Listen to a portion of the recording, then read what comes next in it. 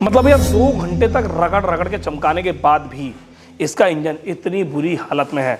मैं आपको दिखाता हूँ। और एक ऐसी चीज़ जो बहुत ज़्यादा ज़रूरी है आपके लिए और इस गाड़ी वाले के लिए, अगर वो बिंडा वीडियो देख रहा है तो वैसे वो वीडियो देखना चाहिए क्योंकि भाई वो मेरा सब्सक्राइबर है तो वीडियो तो देखेगा, ठीक है। बट यार इसके इंजन की कंडीशन देखो यार, मतलब देख के हैरान हो गया मैं तो यार। ये देखो कितनी बुरी हालत है इसकी। भाई दिखाओ कैमरे में थोड़ा सा। ये देखो भाई, ये है इसकी कुछ ऐसी हालत जो देख के ना बड़ा अफसोस सा हो रहा है। और इसको रगड़ा है भाई जमा कर। ये देख लो, ये मैं इसको चमका रहा हूँ ना, ये चमका रहा हूँ, उसके बाद भी ये नहीं छूट रहा है। देख लो ये एकदम साफ है क्योंकि भाई हम इससे दुखी हो गए, चमका चमका के साफ नहीं हो पा रहा है। मतलब ये इतना ज़्यादा गंदा था, इतना ज़्यादा गंदा था कि इसे 2 घंटे लग गए इतना साफ करने में, सोचो भाई। और ये जो है डीजल से, टारपिन ऑयल से हर तरीके से साफ कर लिया। अब यार इसको हार्पिक तो साफ मैं करूंगा नहीं क्योंकि हार्पिक तो एक एक्सपेरिमेंट है यार। हार्पिक से इतना मतलब साफ नहीं करना चाहिए, हार्पिक ठीक नहीं होता। हाँ एक्सपेरिमेंट के तौर पे, मजाक मनोरंजन के तौर पे ये सब चीज़ें कर सकते हैं हम। बट इंजन की लाइफ की बात की जाए तो वो चीज़ पॉसिबल नहीं होती है। बात करते हैं मुद्दे की।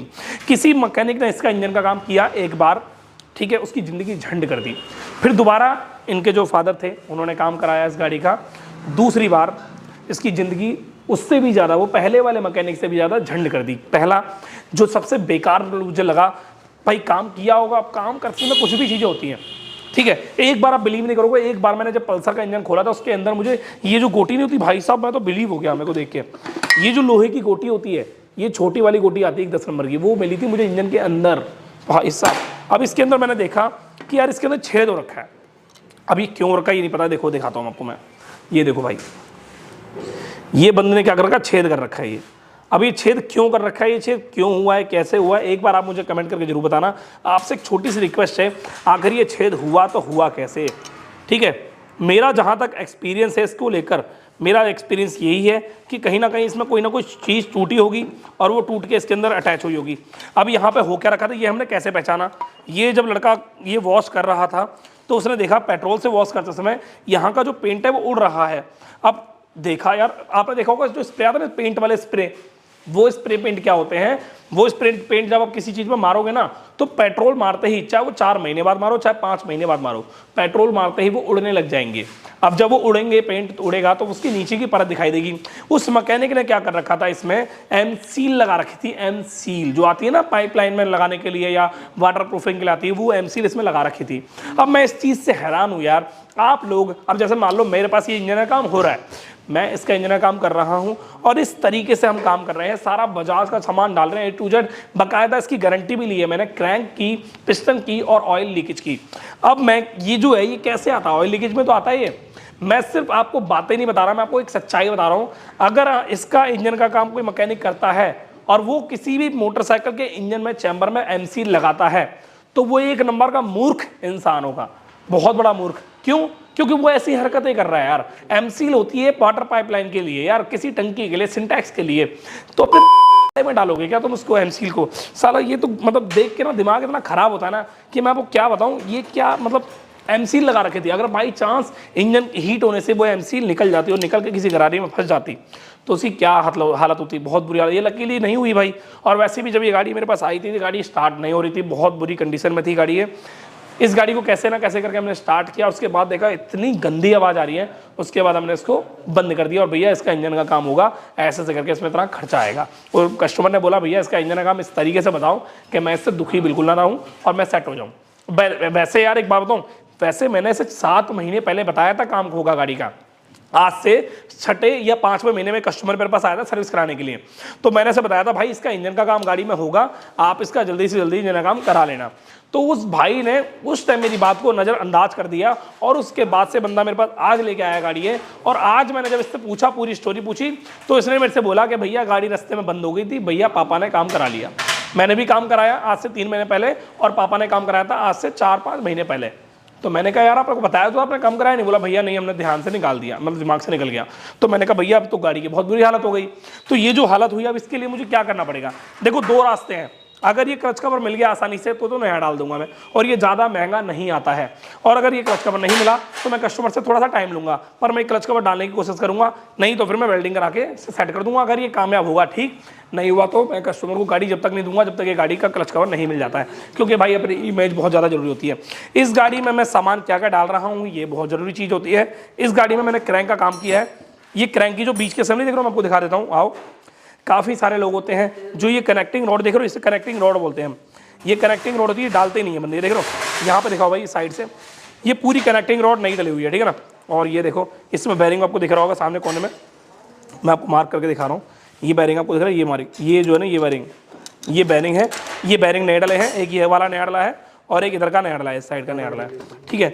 और जो बैरिंग डले हैं वो आपको बता देता हूँ, 3-4 कंपनी के बैरिंग बहुत बढ़िया होते हैं। एक है टाटा बैरिंग, टाटा बहुत अच्छे बैरिंग बनाती है, NRB बहुत अच्छे बैरिंग बनाती है कंपनी, और एक है FAG कंपनी है जो बहुत ही ज़्यादा बढ़िया बैरिंग बनाती है।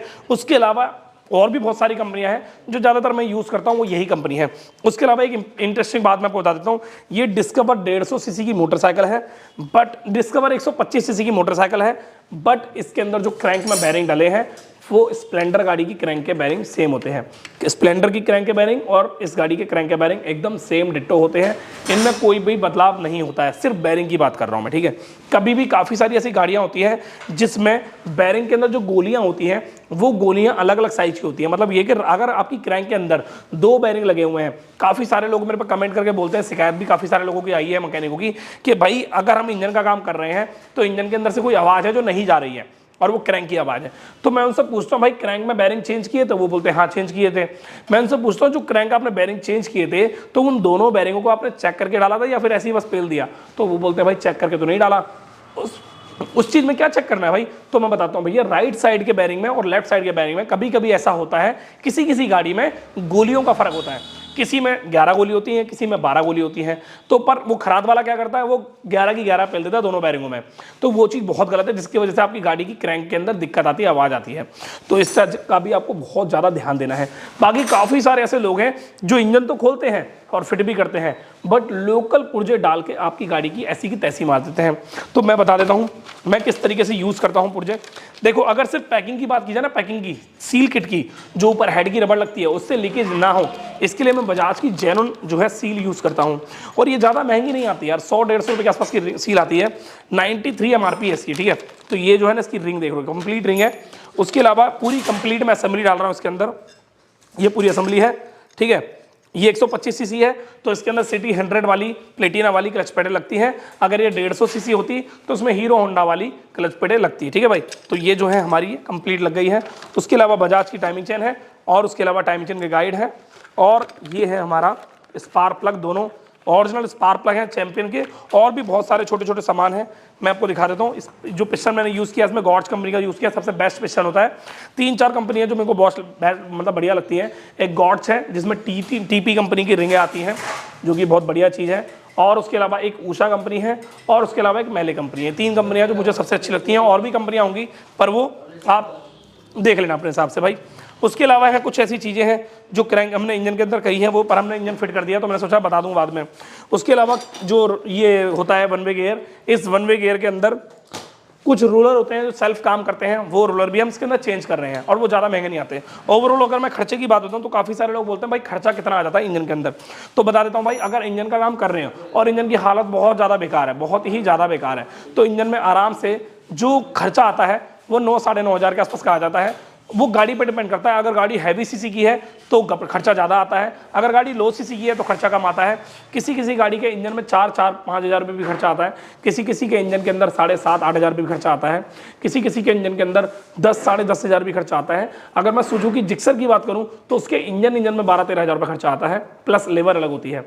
बाकी अगर मैं इसके बात करूँ तो इसके खर्चे इंजन में, अगर मैं ये चैम्बर को अलग कर दूँ, हटा दूँ, तो इसमें मुश्किल से मुश्किल 8.5 हज़ार 9 हज़ार के आसपास का खर्चा इसमें आ रहा है टोटल, मैं अगर इसकी बात करूँ तो। बाकी गारंटी भी होती है, जो हमारी जिम्मेदारी होती है वो होती है परमानेंट। अगर गाड़ी कोई कस्टमर हमारे पास सर्विस करा रहा है टाइम टू टाइम और उसमें कोई लापरवाही नहीं कर रहा है तो हम 3 चीज़ों की गारंटी लेते हैं। पहला क्रैंक, अगर क्रैंक में दिक्कत आ गई तो गारंटी रहती है।